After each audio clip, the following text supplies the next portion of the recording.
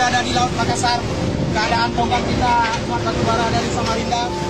Berada di Laut Makassar, keadaan tonggak kita muat batu bara dari Samarinda. Seperti ini, kita menuju ke Maluku Utara. Nah, keadaannya batu bara kita udah terbakar, nyala bosku. Tapi kita tidak bisa berdaya berbuat apa-apa. Bagaimana cara kita memadamnya? Ya, sekian dari Buana Internet.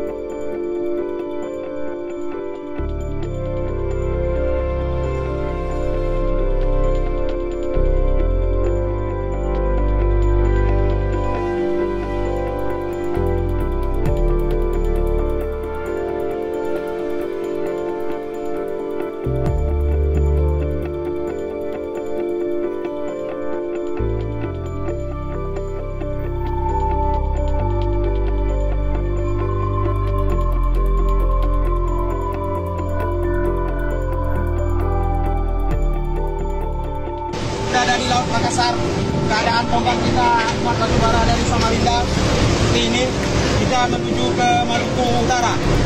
Nah, keadaannya batu bara kita udah terbakar, nyala bosku. Tapi kita tidak bisa berdaya berbuat apa-apa. Bagaimana cara kita memadamnya? Ya, sekian dari Buana Internet.